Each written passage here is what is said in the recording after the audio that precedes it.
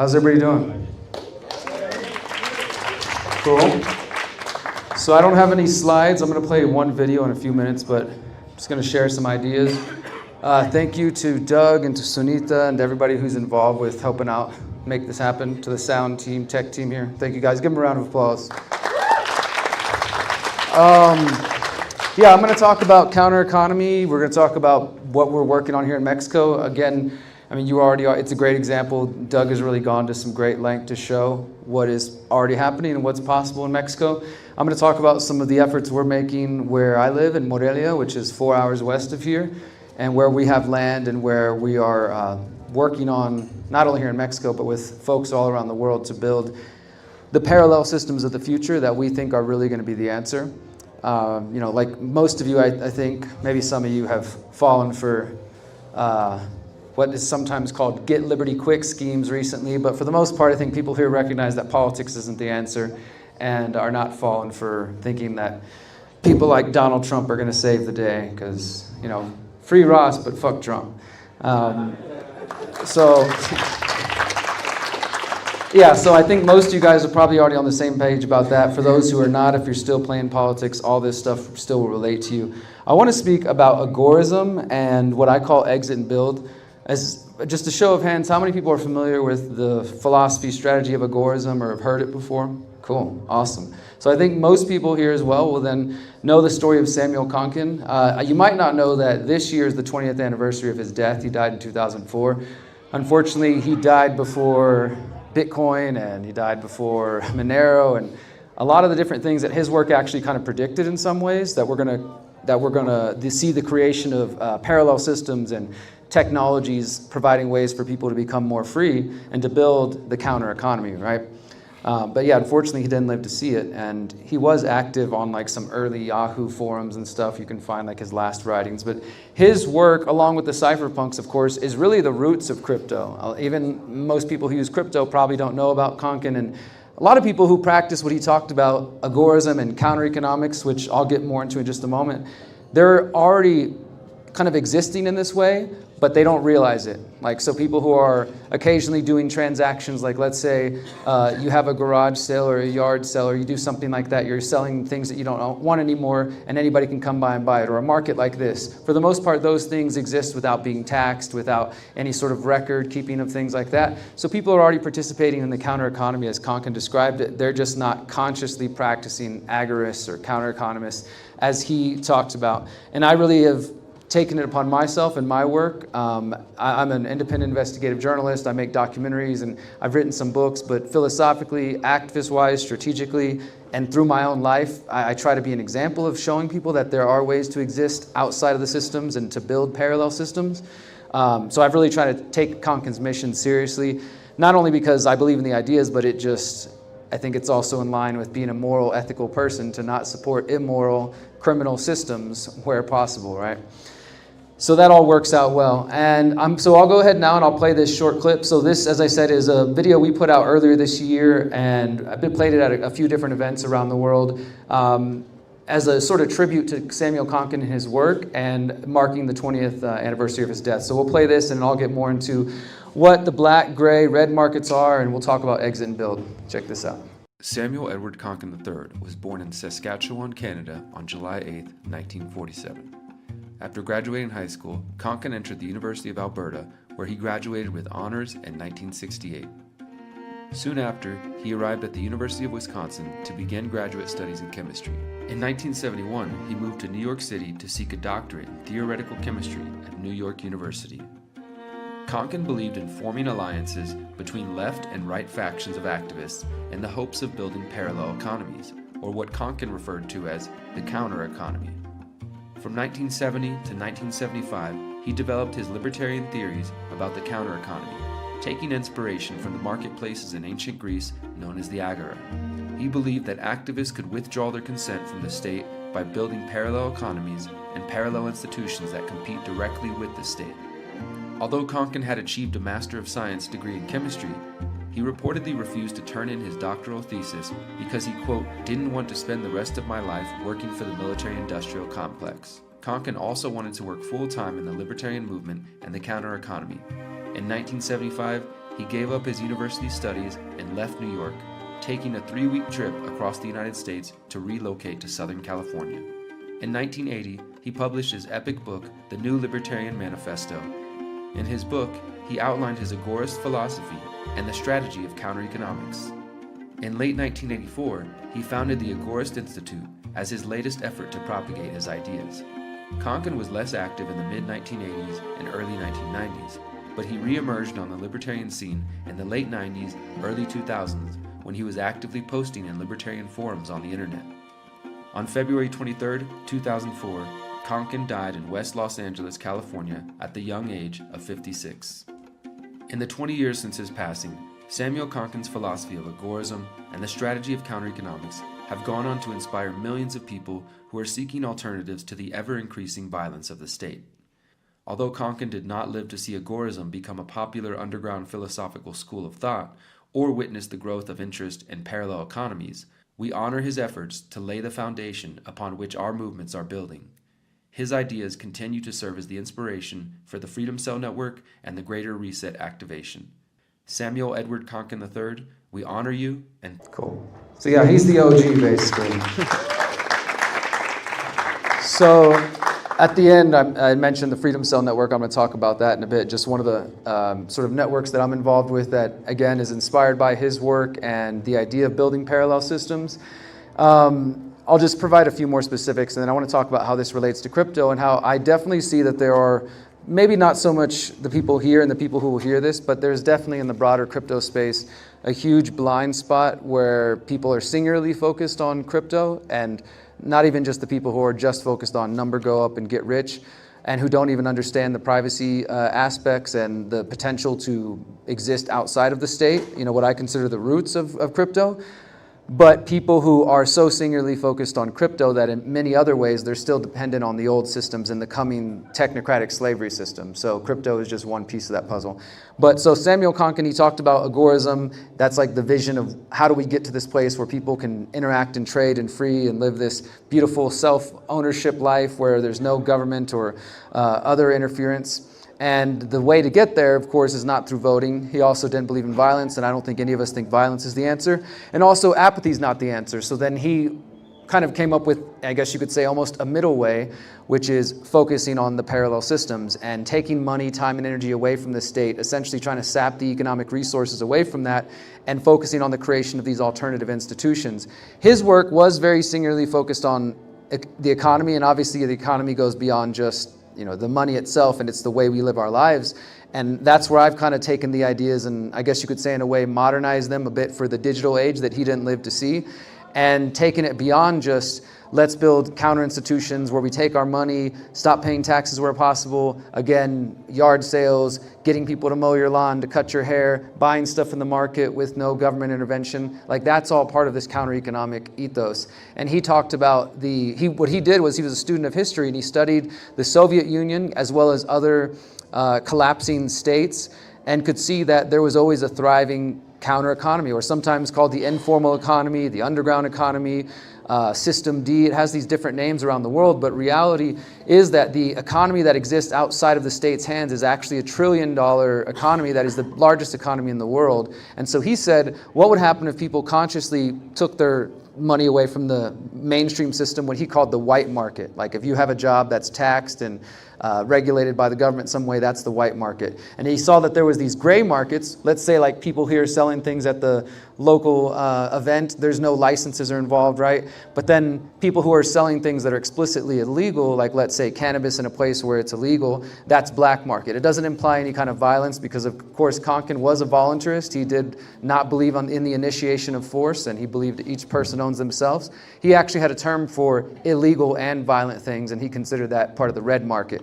But if you're just doing things that the government considers illegal, but you're not hurting anybody, he calls that counter-economic activity. So many, many people are doing this around the world, and specifically in terms of collapsing states, he saw that you could look at the Soviet Union, you could look at other areas. I picked up his work and looked at Peru in the 70s when there was this Maoist group called the Other Path, that basically terrorist group that took over, and a lot of people escaped the cities and they went to the countryside because the state couldn't protect them, and they started forming their own villages. Then eventually, essentially early ride-sharing services and all kinds of systems and structures that existed literally outside of the city and outside of the governance of the government.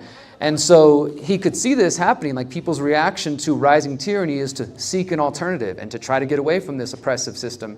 And so again, his thought was, what if you could activate people to recognize that there's actually power in being outside of the system, right? Because the average person who's just shopping at a garage sale or a yard sale, they're not thinking like, yes, I'm doing some revolutionary activity. They're just like, I'm buying something cool at the local grocery, the local garage. But if you activated people to recognize, hey, there is strength in that, to take my money out of those systems, to avoid paying taxes where possible, and to not use the big banks, again, he focused on those aspects. I think it goes even further, as we'll talk about in a moment. And if we could activate the masses, and of course he believed this would start small, what he called pockets of agoras would start to pop up around the world. And I think we're already seeing that. I think everybody here and some of the projects you've heard about are examples of these things. And yeah, so it's a beautiful thing. I think it's inevitable that it's going to happen. We're already seeing it. Of course, things like the internet and the various tools that we've been provided with, they have benefits and negatives. And on the beneficial side, we've seen decentralization. We've seen the ability, obviously, to transact value without government and all the different things that we support. So that's all agorist. That's all counter-economic. So whether or not you know it, you are essentially an agorist, and you're participating in this revolution that Konkin believed was going to happen. And he even unfortunately predicted things like what happened to Ross. I was a journalist at Ross's trial, reporting from the courtroom when he got sentenced to 2 life sentences, watching the judge give out the guilty verdict. And she said something to the effect, she had the American flag behind her, and she's like, I'm humbled with the fact that I am tasked with the job before me. Like, she just made this big grand speech, and she specifically said that I'm making this sentence so harsh to make sure that no one dare take up the flag that you are waving. And that flag is the agorist flag. Like the Silk Road, everything that Dread Pirate Roberts was about building economies outside of the government's hands. And that's what they're afraid of. That's why they went after Ross so hard, because they want to send a message that if you focus your energy outside of their systems, they're going to come for you. So Konkin talked about that. He said that if we did move too quick, that the state would make an example of somebody. And unfortunately, that was Ross for the moment. But the idea is that as these pockets of agoras grow, we go from just having alternative economies where we're trading together and stuff to starting to create these parallel institutions like defense institutions, arbitration, like all kinds of different services, healthcare, et cetera, things that exist outside of the state. We're still in the very early stages of this, but that's what's going to become necessary for us to really exist in parallel systems outside of what they're building. And just real brief, you guys ever heard of the You Will Own Nothing and Be Happy essay or read it? Has anybody actually read it? Like, it was published by the World Economic Forum in 2016 in Forbes website and on their website. And it's officially called Welcome to 2030, I Own Nothing, Have No Privacy, and Life Has Never Been Better. And they describe this crazy world that they want to create. But the interesting thing is about halfway through the essay, there's a section that says, they live different lives outside the city. And then it says, the person describing this future from 2030, she says, sometimes I feel bad for the people we left behind, the people who politics changed too quick for them and technology was moving too fast. They now live outside the city in 19th century or 20th century shanty towns in self-supplying communities. And they try to make it sound like it's some apocalyptic thing, but that's going to be us. Like, we're going to be out there living in these permaculture paradises, whether it's lunar punk or solar punk or other cool things we're coming up with outside of their systems. And it's interesting that even the World Economic Forum sort of acknowledged that not everybody's going to be living in this crazy way they want, this technocratic vision they have, that there will be people who break away and form parallel systems. That's what I'm focusing my energy on, and I think agorism is really the key of that. So as I said, I took a lot of Konkin's ideas and I've written about them in my books. My most recent book is called How to Opt Out of the Technocratic State. You can download it for free at theconsciousresistance.com/how-to. There's also a free audio book on that same page. It's available in Spanish, German, French, and Japanese is coming later this year. And I'm really, grateful to be in the position to be inspired by Konkin's work and to publish my work. And I also, in that book, his final, just for anybody who's a nerd for agorism, his final unfinished book called Counter Economics, I published it in print for the first time. It's in the back of my book. And that's been translated as well into other languages. So, yeah.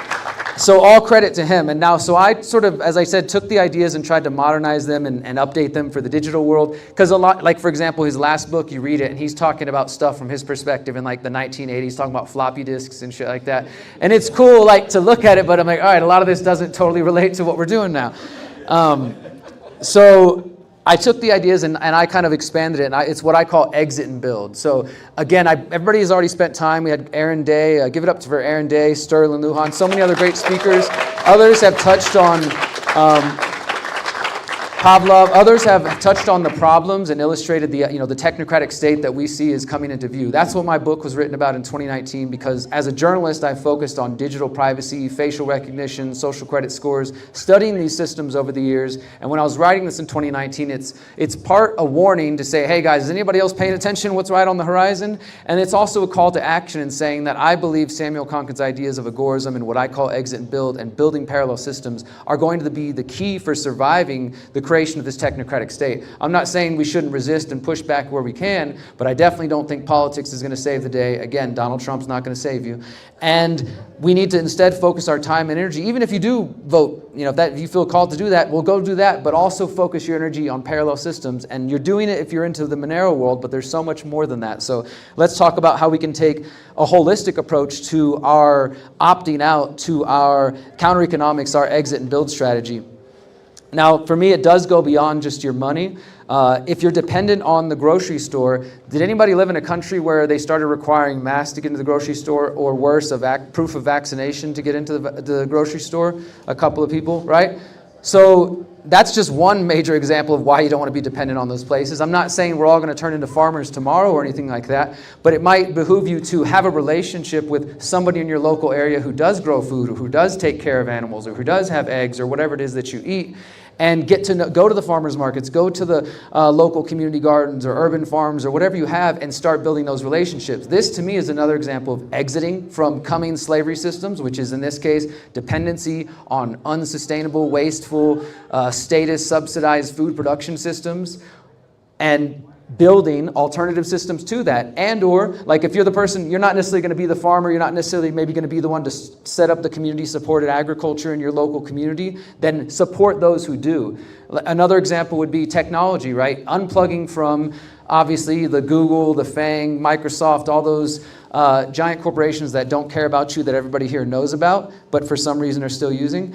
And unplugging from those where possible, and then building new systems. Now, I'm not a technologist, I'm not a developer, I don't know how to do those things, but I come to events like this to work with people like Rose and Amir and others out there who are building the projects of the future, so that I can come out here and say, hey guys, test this new thing out, use this will help us get off their systems, and really be a kind of a loudmouth for the options that we do have, because there are people out there who aren't in this community, but who are desperately looking for solutions and trying to figure out how do they get out of these immoral, like I said, what I call slavery systems. Because if you stay in the big tech world, if you stay in the banking system, that's another big one, obviously, if you stay in the food production systems that they have, you will still be sucked up into their technocratic slavery system. You will still have a level of dependency. And I don't know if we can get 100% completely independent from the grid, but we might as well start right now. I mean, if we see the direction things are going, we need to do more than just collect our digital privacy coins and hope that we get rich before shit gets crazy. I mean, I think we need to maybe think about some of the coming generations. We've got kids here,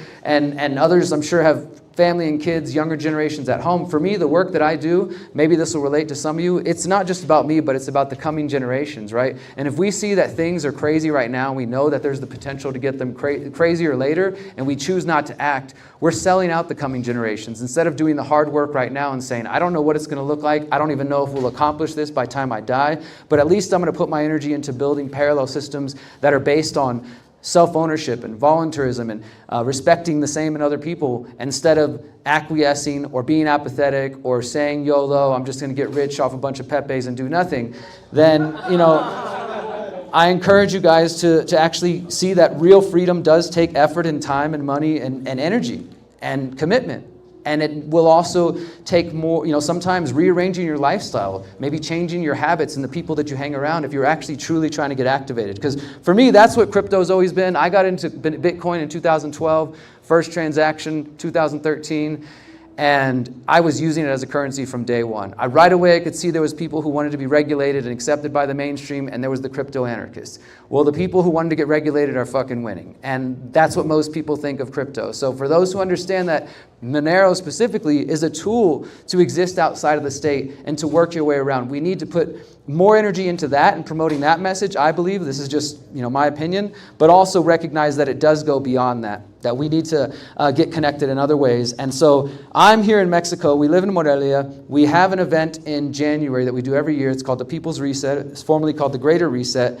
It's similar to this in terms of focused on solutions. It's 5 days where we talk about essentially what I just mentioned, the food. We talk about permaculture and growing food, mental, physical, spiritual health. We talk about building parallel systems, education. We have people who are already sort of creating startup cities in different communities come speak about their efforts and how they're organizing themselves. And then, of course, we talk about technology that can be empowering and privacy-based and respecting liberty.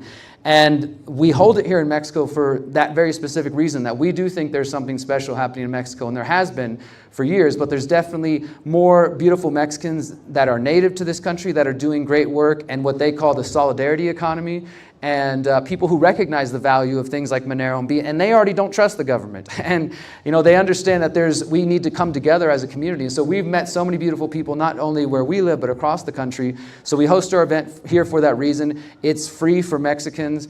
The entire event is, a lot of the talks are in English, but every person that comes who can't speak English can check out headsets and hear all the talks live in Spanish. Like, we're making a real effort to integrate with the community out here.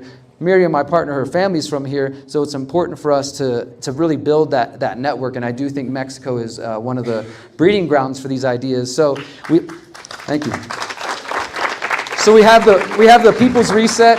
I'll just mention it. I invite all of you guys to come. It's in January 29th to February 2nd. There's about 300 to 400 people from all over the world to come out.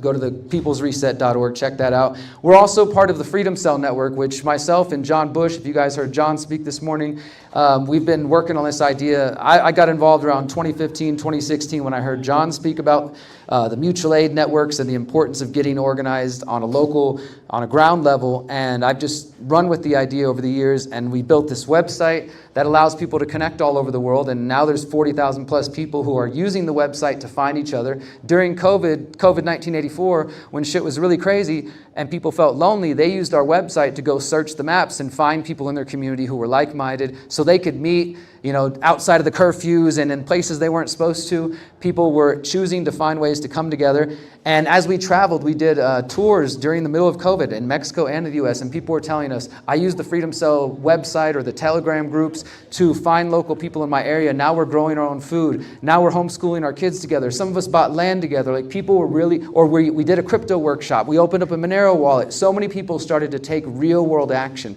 And that's what it's going to take. I mean, maybe we have different purposes and goals, but for me, I'm trying to liberate as many people as possible. Not that it's my job, but ultimately lead them to their own liberation by helping empower them. For one, helping them become educated about what's going on in the world and how we are being manipulated and controlled in different ways, but then more importantly, to help them see that there are real world solutions, that we do have power, we don't have to trust politicians, and that we can actually take our lives back into our hands. And if we do that difficult work over generations, I do think we're going to get somewhere better than anything that we have experienced before, all the beautiful visions we have. And as I said earlier, we might not even live to see it per se, but I know that the generations coming after us are 100% depending on us to do something. The actions we take or do not take will create the world that they live in and that they're born into. Our future children or grandchildren or whatever you have, they are 100% depending on us. So in addition to hosting the People's Reset and the Freedom Cell Network out here, we have a Freedom Cell in Morelia. There's dozens of them around the country. If you're on Telegram, just search Freedom Cells. You can search the Mexico Freedom Cell. If anybody plans to travel a little bit, you'll find Freedom Cells all over the country. Some are more active than others, but if you're ever traveling and you're looking for like-minded people, the Freedom Cell Network is a great resource to use on Telegram and at freedomcells.org.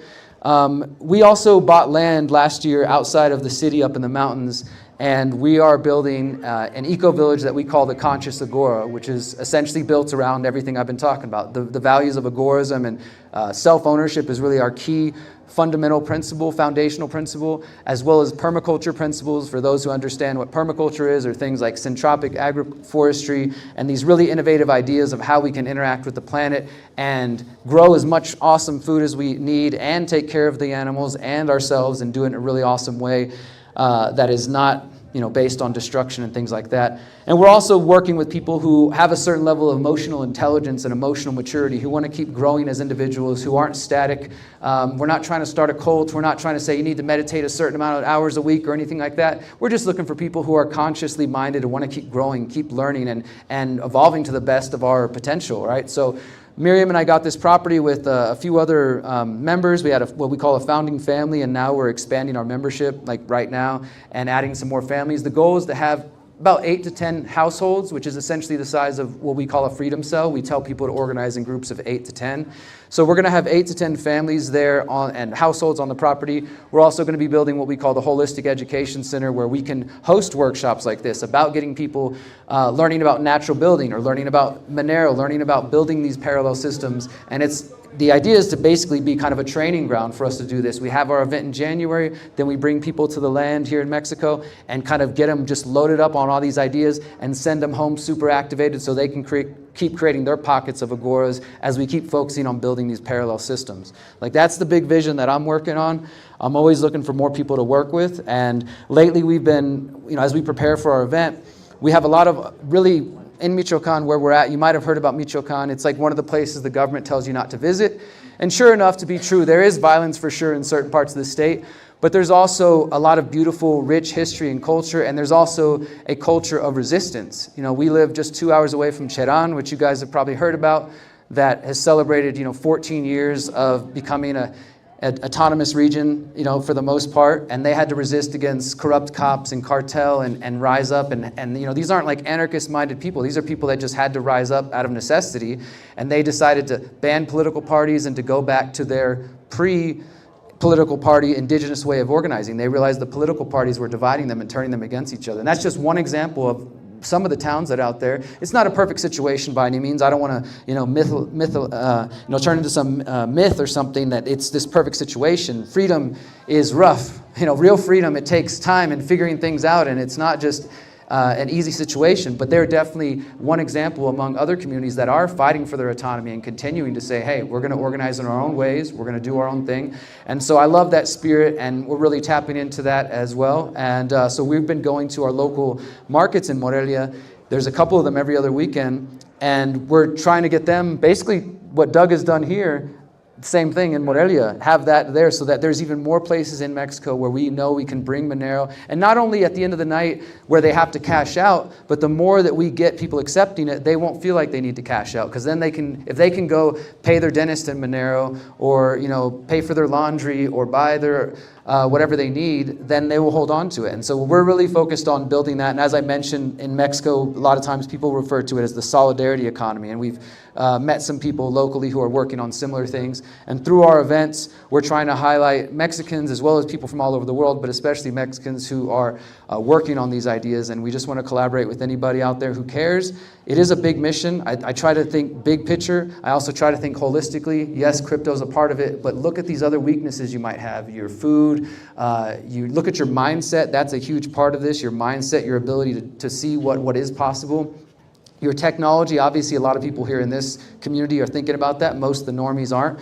But just look at that. Look at your life in what I call a holistic self-assessment, and see which areas you might want to strengthen to create more independence and more freedom in the long term. And start setting goals towards that. Start working with other people and putting this exit and build strategy into practice. Exit from the coming slavery systems before it's too late, and focus your energy on building or supporting those who are building the parallel systems of the future. Thank you, guys. I have one more quick thing. Thank you. Am I about time? Am I good? Am I doing well?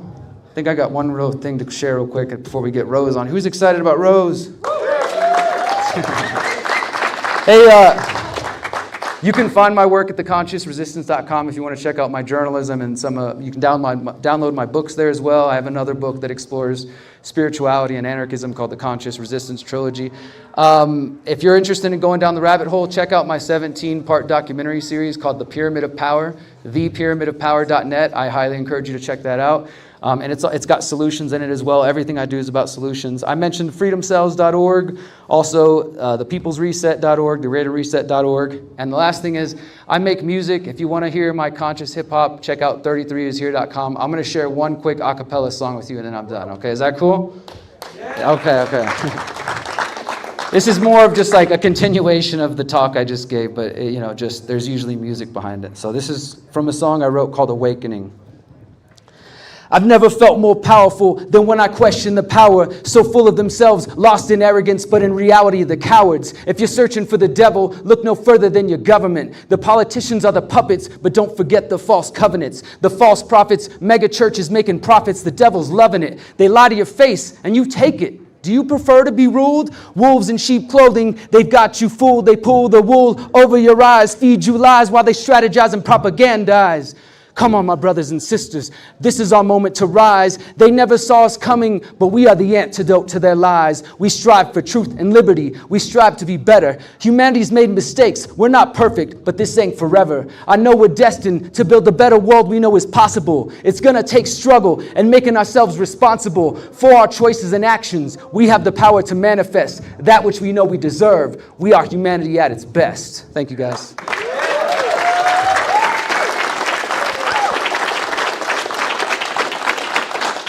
Cool. Oh, wait. I'm catching a bus in like an hour, so if anybody wants to say hi or grab a shirt before I leave, I'll be at my table in just a few moments.